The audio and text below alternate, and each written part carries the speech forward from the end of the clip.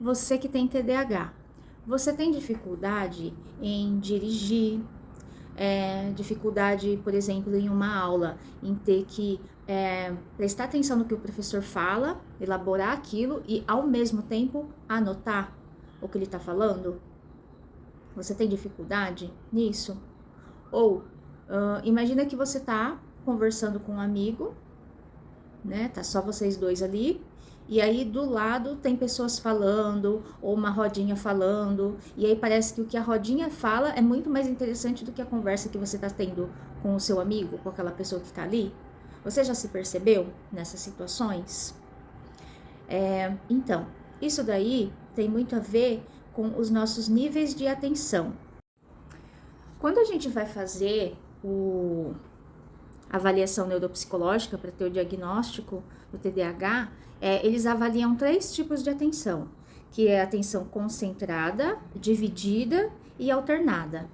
Então, cada uma dessas atenções, elas vão ter a sua função em cada departamento da sua vida, né? Então, por exemplo, a concentrada, imagina aquela situação lá do que você está conversando com o seu amigo, e aí só que a rodinha, ela tá mais interessante, a rodinha que tá ali do seu lado, né? Então você tem dificuldade em se concentrar com a pessoa que tá falando com você.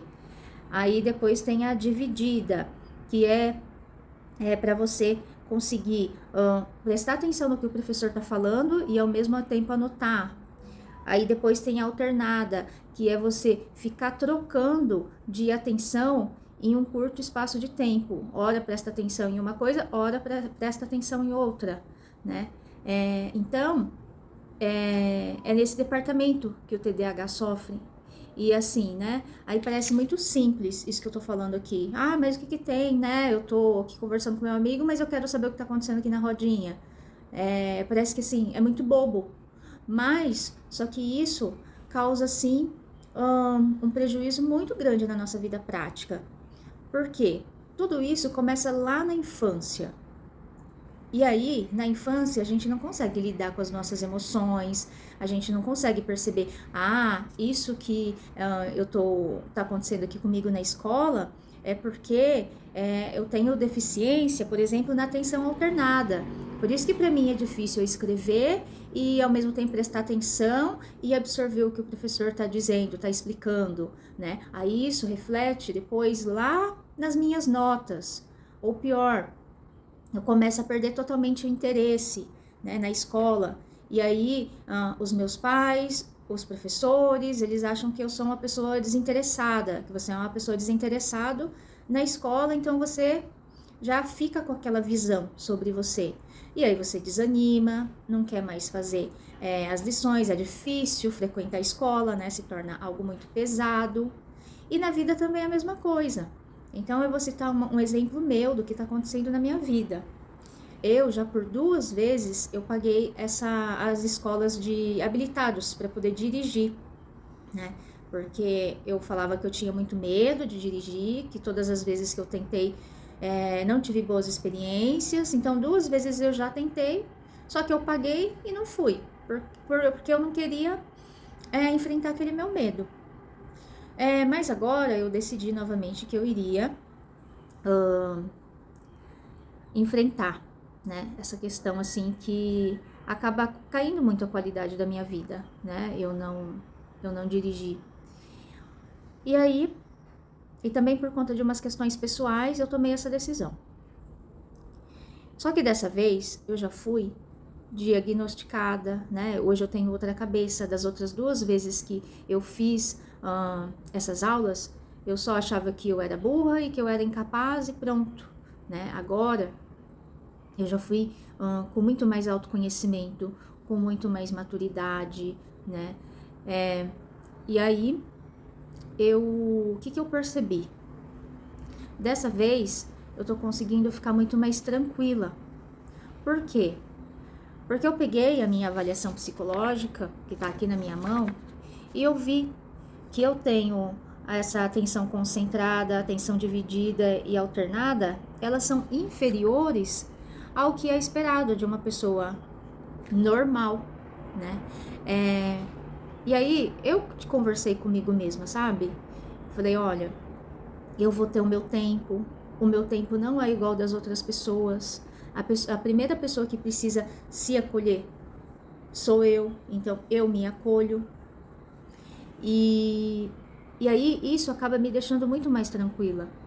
Porque antes, quando eu pensava, né, eu ia aprender algo novo e eu só pensava que eu era burra, que eu era incapaz, me acionava aqui, né, através da ansiedade. Eu ficava ansiosa e aí eu ficava só com esses pensamentos, aí eu ficava com vergonha, eu só ficava achando que eu ia pagar mico na rua, então eu só ficava assim, né, no sistema de luta e fuga, acionando aqui a minha amígdala cerebral, por conta desse sentimento da ansiedade, né, do medo de fazer coisas erradas, do medo de quem estava do meu lado e queria me julgar. Então, por que eu estou trazendo tudo isso aqui? Para vocês verem o quanto que fazer um diagnóstico correto, né? Se você sente que você tem muitas dificuldades e que é muito além do que você vê das pessoas, né? É muito importante você fazer um diagnóstico através de um neuropsicólogo, porque lá ele vai te trazer uma bateria de testes. Lá na avaliação neuropsicológica, você vai responder questionários, vai ter que resolver alguns testes, né? E todos esses testes, eles já foram feitos para poder ter essa avaliação. Então, é bem importante para você ver que tudo isso que você sente tem uma razão, né? E assim, e ficar reclamando não adianta. Então, vamos ver que ferramentas, né? O que a gente pode fazer, não ficar ligando toda hora esse sistema que a gente acaba, né? O TDAH acaba ligando, de ficar muito ansioso, de ficar com muito medo, porque é o que eu sempre falo, o problema não é o TDAH, o problema é você ficar achando que você é incapaz, que é burro, que não consegue, é a autoestima. Por quê? Quem tem o TDAH, ele já nasce, ele já vem. Então, essa fase, que é a principal fase, assim, da nossa vida, que é a infância. Tudo que você é hoje, adulto, né? Ele é só reflexo de como foi a sua infância. Se lá na sua infância você tinha dificuldades na escola, né? Imagina você, uma criança, que não consegue ainda lidar com as emoções, porque, infelizmente, nós não somos educados a isso. Imagina como que vai ficando lá dentro de você. Você vê o seu amiguinho que rapidinho, ou, né, rapidinho para você, ele vai ali, ele termina a lição, e você tá ali parado, você não entendeu nada. Imagina como que fica a autoestima de uma criança dessa. Tipo assim, todo mundo pode, e eu não posso, né? Ou aquela criança que é muito hiperativa, e aí os professores já não aguentam mais, eles mandam aquele aluno para a diretoria, nem sei como fala hoje em dia, lá para a coordenação, né? Aí aquela criança, ela vai crescendo só se achando assim inadequada. Só que ela também, ela não sabe como, ela acha que aquilo nem vai reverberar depois na vida dela. Ela acha, aconteceu, pronto. Mas a gente não tem noção de onde que esses sentimentos que ela está internalizando e que nem ela sabe que ela sente, a gente não sabe como que vai refletir depois na vida adulta, né? Porque fica tudo ali, ó, armazenado no inconsciente. E aí é a mesma coisa essa questão do dirigir. Dessa vez, para mim, está sendo muito diferente, porque das outras vezes eu ficava só alimentando. Eu sou incapaz, eu sou burra, tá todo mundo vendo aqui que eu não vou conseguir e eu não sei por que eu tô aqui. Hoje não.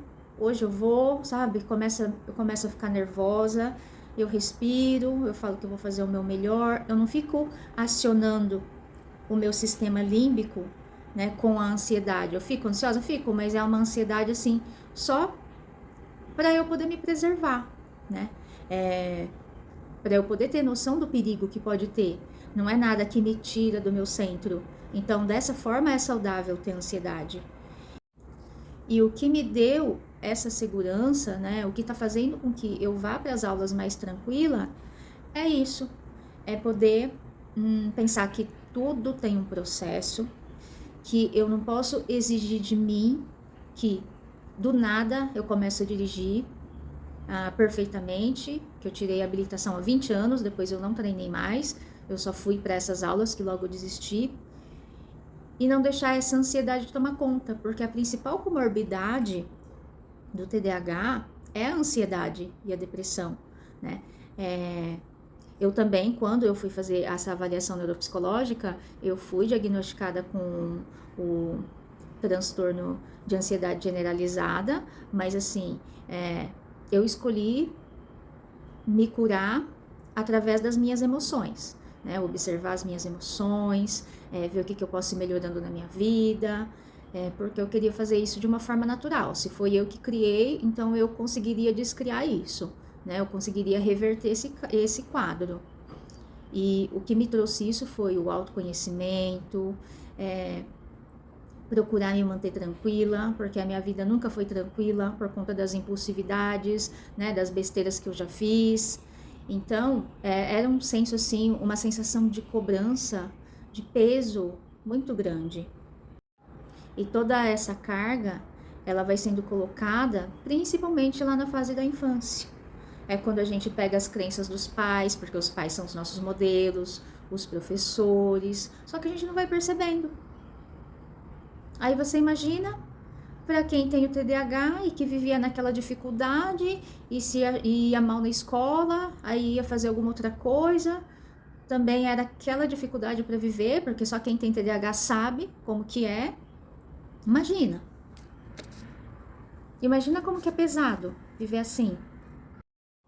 E assim, né, o que é mais complicado com esse transtorno é que os sintomas, eles são muito parecidos com situações normais do dia a dia de qualquer ser humano. Todo mundo um dia procrastina, todo mundo quando começa a dirigir tem dificuldade, na escola, não são, né? Existem aqueles alunos que só tiram nota 10, mas tem pessoas que às vezes têm facilidade em uma matéria e não tem na outra. E é algo que assim, que não dá para ver na nossa cara, você tem TDAH. Então, é algo que é muito complexo, né? Vai se misturando muito com as questões normais que todo mundo tem, e aí você acha que o problema é seu. E aí, vai virando essa salada mista, né? A qualidade de vida vai lá embaixo, você acha que a vida é assim mesmo, e é um problema depois do outro, né?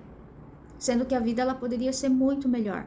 Ser melhor com novos hábitos, né? Ser melhor primeiro é você se entender, você saber o que acontece no seu mundo, e aí depois disso começar a implementar novos hábitos, uma nova rotina, um novo estilo de vida, né? Porque se você que tem TDAH, você começa a entender como que você funciona, aí o jogo muda.